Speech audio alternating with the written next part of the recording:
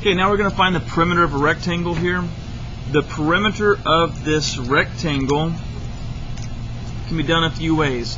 I'm going to show you the long way that you're going to probably need to know for a test question, because it's going to give you a big long expression that's probably going to be an option that you're going to need to know. And I'll show you a quick way just to get straight to the perimeter.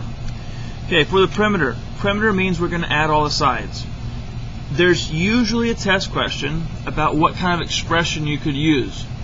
What I would do to do that is I say, hey, look, these two sides right here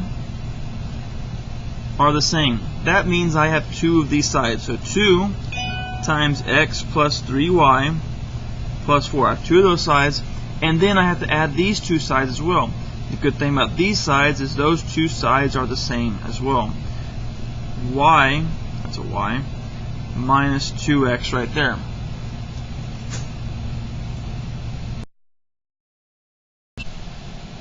Okay, so this right here is actually probably an expression that will show up on a test.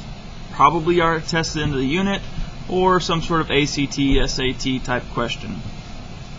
Once you get to this point, you want to simplify this. We're going to go ahead and distribute here, distribute there.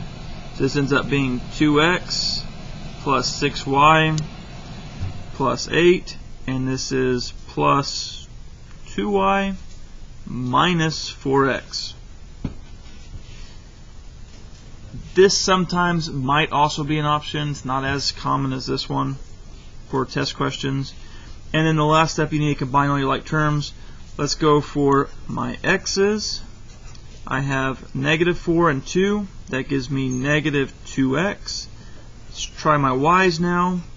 I have 6 and 2y. That is plus 8y. And then I just have a positive 8 plus 8. This right here is my perimeter. That's the final answer I'm usually going to look for. We can get straight to this. This is my suggestion for getting straight to this. Once you have labeled all your sides, I like to go through and just say, hey, let me find all my like terms. It's kind of like this part right here. I say I have an x there, an x here, and an x here. And we go ahead and write that number down.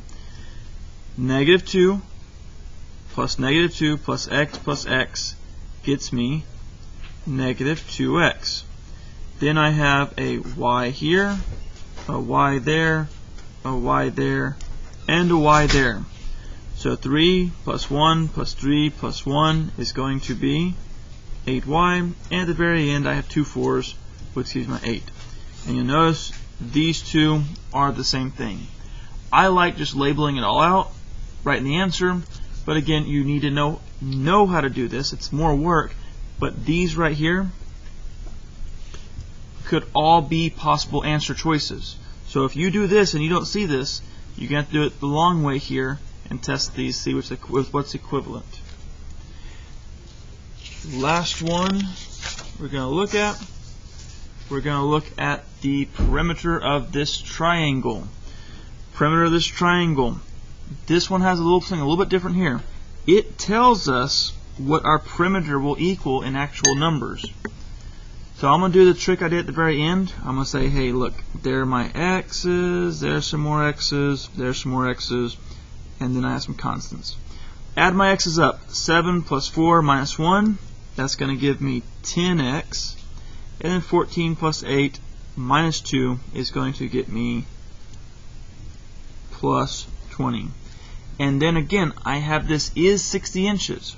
That says is 60 inches. It gives us an actual number value. With that, I can go ahead and solve for x to get the value of x. That's my expression, my equation I can use. Let's go ahead and solve. First thing I do is subtract 20 from both sides. So I get 10x equals 60 minus 20 is 40. And then I need to divide by 10. 40 divided by 10 is 4. So my x is equal to 4. So to get each length of my triangle, what I'm going to do is I'm going to take this, the 14 minus x, and in x I put 4. 14 minus 4 is 10. Next one, 7 times 4 minus 2, 28 minus 2, 26. And the last one, 4 times 4 plus 8, 16, 24. There are my side links. I can check this and see this adds up to 60. 26 plus 24 is 50. Plus 10 is 60. Yeah, that works. Those are my side links.